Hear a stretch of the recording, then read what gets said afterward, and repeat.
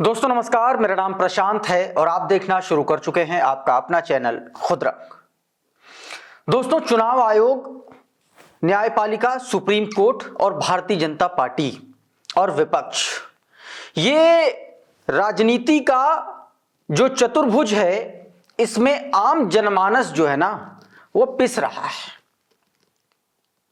एक बड़ा आदेश आया है सुप्रीम कोर्ट की तरफ से। वो आदेश उन तमाम लोगों के लिए, उन तमाम विपक्षी पार्टियों के लिए बहुत अहम है, बहुत इंपॉर्टेंट है, क्योंकि लगातार एसआईआर को लेकर के सुप्रीम कोर्ट में सुनवाई चल रही है। कल भी सुनवाई हुई थी, जिसमें एक तरीके से चुनाव आयोग अदालत के भीतर गिड़गिड़ाने से मजबूर हो गया था, जिसमें उसने कहा था कि जो विपक्षी दल हैं वो जो है फर्जी का भ्रम और डर फैला रहे हैं।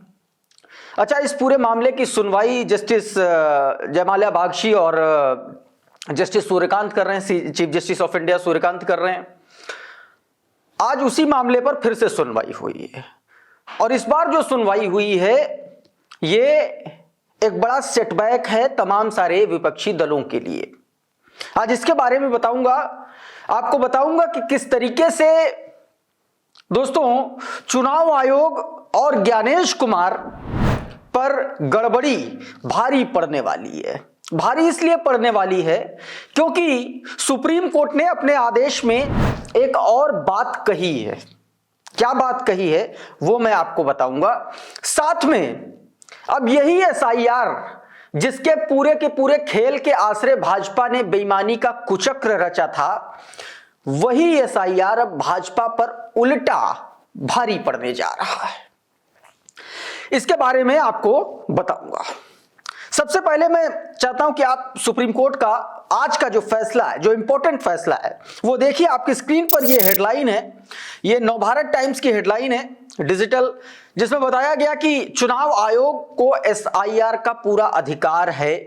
ये सुप्रीम कोर्ट की 2 जजों की बेंच, जिसमें justice Bagchi, justice CJI Suryakant थे, और इसमें यह कहा गया कि चुनाव आयोग को एसआईआर स्पेशल इंटेंसिव रिवीजन का पूरा अधिकार है, नहीं डालेंगे उसके काम में रुकावट। सुप्रीम कोर्ट ने यह कहा है। क्या कहा? सुप्रीम कोर्ट ने वोटर लिस्ट अपडेट का पूरा अधिकार दिया और यह भी कहा है कि भरोसा दिलाया कि किसी भी गड़बड़ी को ठीक किया जाएगा।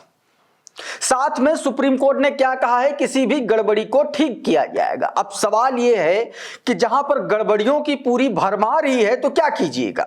अभी कौन कौन सी गड़बड़ियां हैं वो मैं आपको दिखाऊंगा, और उन्हीं गड़बड़ियों के आश्रय पूरा का पूरा खेल चुनाव आयोग और भारतीय जनता पार्टी कर रहे हैं। लेकिन सबसे पहले मैं आपको chief justice of India supreme court की बेंच ने क्या कहा है ये देखिए जरा। सुप्रीम कोर्ट की क्या दलीलें रही हैं। बताया गया कि सीजेआई सूर्यकांत और जस्टिस जयमाल्या बागची ने एसआईआर को सही होने पर सवाल उठाने वाली दलीलों को खारिज करते हुए यह कहा है कि सुप्रीम कोर्ट के कहने पर प्रोसेस को ठीक करने के बाद जो वोटर रोल का अपडेट है उसके खिलाफ कोई आपत्ति दर्ज नहीं हुई है। यह बताया, यानी कि सुप्रीम कोर्ट ने ठीक करने की बात कही थी, चुनाव आयोग ने ठीक किया। अब सुप्रीम कोर्ट यह कह रहा है चुनाव आयोग जब से उसने ठीक कर दिया तब से उस पर कोई आपत्ति दर्ज नहीं हुई है। दूसरी बात क्या कहा, इस पर आरजेडी के जो वकील हैं कपिल सिब्बल, उनकी तरफ से कहा गया कि एसआईआर संवैधानिक वैधता पर उन्होंने सवाल उठाया और कहा कि लाखों जो अनपढ़ लोग हैं वो जो वोटर्स एन्यूमरेशन फॉर्म जो है वो कैसे भरेंगे। अनपढ़ है बेचारे और इतना कॉम्प्लिकेटिव फॉर्म है, उसको किस तरीके से भरेंगे। ये तमाम सारे तर्क रखे, लेकिन अदालत ने एक भी तर्क मानने से मना कर दिया। हालांकि अदालत ने यह कहा है कि अगर कोई गड़बड़ी आती है तो उस पर तत्काल प्रभाव से फौरन सुनवाई की जाएगी। ये बात की। अच्छा, इससे पहले जब कल सुनवाई हुई तब भी सुप्रीम कोर्ट ने यह कहा था कि सुप्रीम कोर्ट में चुनाव आयोग ने कहा था कि राजनीतिक पार्टियां जो है वो डर का माहौल बना रही हैं इन्हीं तमाम सारी याचिकाओं को लेकर के, और सुप्रीम कोर्ट ने कहा था कि 1 तारीख तक आप लोग अपना जवाब दाखिल कर दें इस पूरे मामले पर। अब चूंकि गड़बड़ियों की बात जब सुप्रीम कोर्ट ने की है तो गड़बड़ी नंबर 1 मैं आपको दिखा देता हूं, आपकी स्क्रीन पर है। याशर शाह लिख रहे हैं कि 2003 की ऑनलाइन मतदाता सूची में बूथ नंबर और बूथ का नाम दोनों दर्ज थे। ठीक है। बीच एसआईआर प्रक्रिया में चुनाव आयोग ने फॉर्मेट बदल दिया, यानी कि जो 2003 वाला फॉर्मेट था वो अब नहीं बचा। अब केवल जो आपका वो आ रहा है उसमें सिर्फ बूथ नंबर आ रहा, बूथ का नाम है ही नहीं, बूथ का नाम गायब कर दिया और साथ में अपडेट कर दिया, तो नंबर सारे का जो सीक्वेंस था वो बदल गया। अब मतदाता ढूंढता रहे, खोजता रहे। इसको और आसान भाषा में समझ लीजिए, मान लीजिए कि आपका जो घर का नंबर है 32 है और घर का जो पता है मान लीजिए कि आम के पेड़ के पास, तो पते वाली बात खत्म हो गई, अब सिर्फ नंबर बचा 32 नंबर, और ऊपर से और चीजें जुड़ गई, तो जो 32 नंबर था वो भी गड्ढमड्ढ हो गया। तो अब आप अपना घर का पता ही नहीं खोज पाओगे, यानी कि आप अपना बूथ नंबर ही खोज नहीं पाओगे, आपको पता ही नहीं चलेगा कि भाई साहब पिछली बार 2003 में तो हमारा बूथ नंबर 32 था, इस बार कहां हम 36 पहुंच जाएंगे, 38 पहुंच जाएंगे, 40 पहुंच जाएंगे, कौन जानेगा, कैसे पता चलेगा। ये बड़ी गड़बड़ी, और ये वो गड़बड़ियां हैं जिनके आश्रय भारतीय जनता पार्टी खेल करती है। खेल कैसे करती है, जरा ये द क्विंट की खबर देखिए।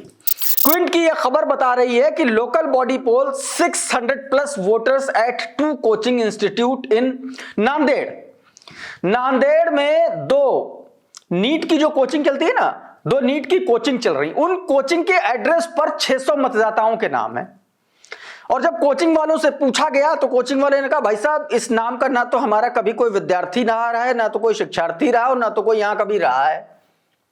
अब चुनाव आयोग और ज्ञानेश कुमार गुप्ता को यह बता देना चाहिए कि ये 600 जो नाम वहां पर दर्ज किए गए हैं, इसकी जिम्मेदारी कौन लेगा? क्या वहां का लोकल पार्षद लेगा, भारतीय जनता पार्टी लेगी, या चुनाव आयोग लेगा? क्योंकि ज्ञानेश कुमार तो ये कहते हैं कि जिनका कोई एड्रेस नहीं उनके आगे 0, और एसवाई कुरैशी का जो पूर्व चुनाव आयुक्त रहे उस पर उनका बड़ा इंपॉर्टेंट बयान भी आया था सामने। क्विंट की यह रिपोर्ट कह रही है कि वार्ड नंबर 5 वडाला निगम के वाघाला निगम के वार्ड नंबर 5 में 23,661 वोटर रजिस्टर्ड हैं, जिसमें से 3500 3,500 वोटर ऐसे हैं जिनके पते फर्जी हैं, जिनके पतों के आगे या तो नॉट एप्लीकेबल लिखा है या तो 00 लिख दिया, और इसके अलावा 600 ऐसे हैं जो कोचिंग में 2 कोचिंग के नाम पर 600 वोटर रजिस्टर्ड है। ये गड़बड़ी। अब इसको गड़बड़ी कहिए या आप वोट चोरी का चोर दरवाजा कहिए या भारतीय जनता पार्टी के लिए खोला गया एक नए तरीके का सिंडिकेट कहिए, इसको आप अपने हिसाब से लगा लीजिए, जो भी आप कहना चाहें। लेकिन एक सच जो हम सबके सामने है वो ये है, जो दावा किया गया, जो आरोप लगाया गया, विपिन के परिजनों, जो गोंडा उत्तर प्रदेश गोंडा के जो बीएलओ विपिन ने जो सुसाइड किया, उनके जो परिजन कह रहे हैं कि उन पर भारी दबाव था। दबाव किस चीज का था? पिछड़ों का, अति पिछड़ों का वोट काटना और सामान्य वर्ग का वोट बढ़ाने का दबाव था, और उस दबाव में विपिन यादव ने आत्महत्या कर ली। मैं ना कह रहा हूं, ये बात उनके परिजन कह रहे हैं। सुनिए एक बार फिर से आप जरा गौर से। दिन पहले शाम को बात हुई थी तो उन्होंने बोला कि एसडीएम और लेखपाल और बीडीओ ये तीनों मिल करके उनको बुला करके दबाव डाल रहे हैं उनके ऊपर कि ओबीसी का वोट काटे और बाकी जो है और वोट बढ़ाएं। बाकी वो कहे कि हम जितना पाए हुए हैं, जितने हमको मिले हैं, हम सबका वोट बनाएंगे, अगर हैं तो, अगर नहीं है तो कोई बात नहीं, बाकी जो है हम उनको वोट बनाएंगे। लेकिन वो बार बार कह रहे हैं हम आपको सस्पेंड कर देंगे, हम आपको पुलिस से उठवा लेंगे, हम आपको ऐसा कर देंगे। वो बार बार धमकी दे रहे थे। कौन लोग थे और क्या करवाना चाह रहे थे? वो ओबीसी वोटरों को वोटर लिस्ट में से एसआईआर वाला नाम कटवाना चाह रहे थे। कौन कौन था जो दबाव बना रहा था? एसडीएम बीएलओ और एसडीएम लेखपाल बीडीओ।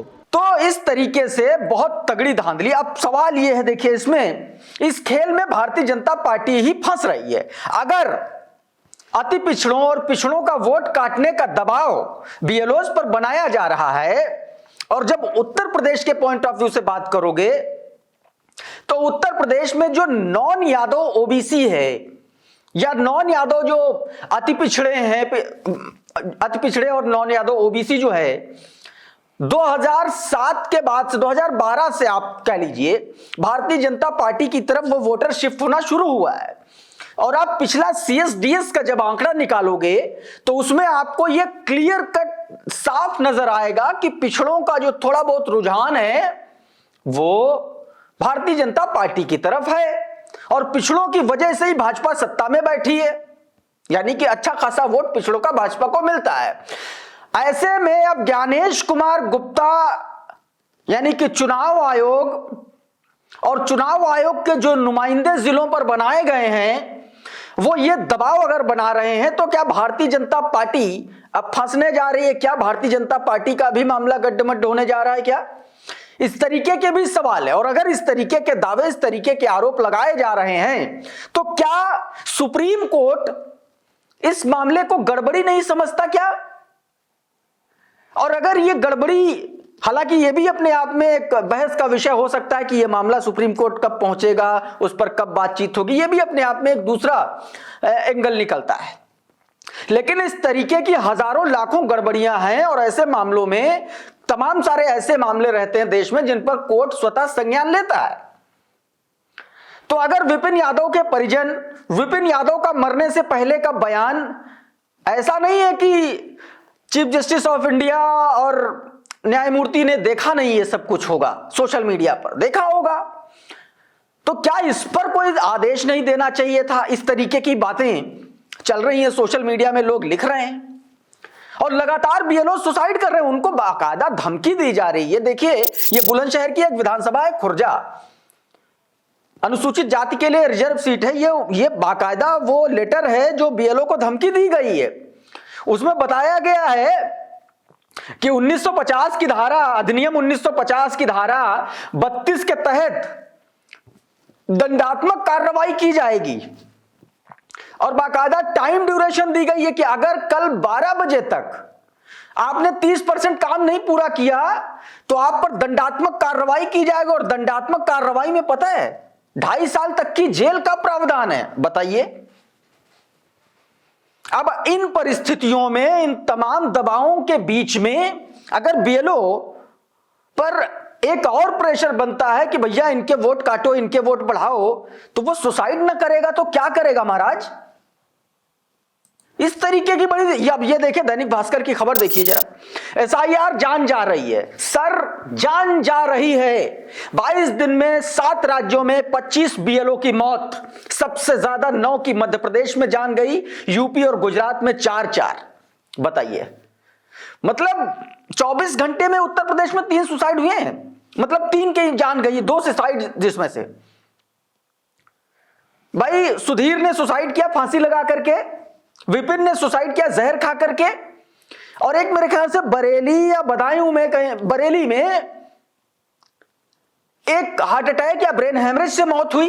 तो ये 3 मौतें, इस तरीके की घटनाएं लगातार सामने आ रही हैं। अब देखिए ये ताजा खबर देखिए, गाजियाबाद में 21 बीएलओ पर एक साथ मुकदमा दर्ज कर दिया गया। बताइए, आदमी नौकरी करेगा या मुकदमा लड़ेगा?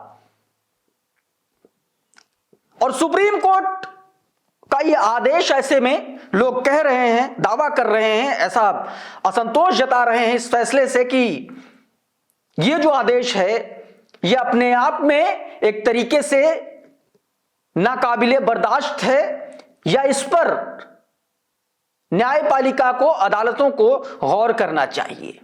खासतौर पर बीएलओस के सुसाइड और इस तरीके के जो बड़े बड़े लूप होल बनाए गए हैं जिससे भारतीय जनता पार्टी पर वोट चोरी के आरोप लग रहे हैं। दोस्तों, अभी के इस वीडियो में बहरहाल इतना ही। हमारा ये वीडियो आपको कैसा लगा हमें कमेंट बॉक्स में लिख करके जरूर बताइए।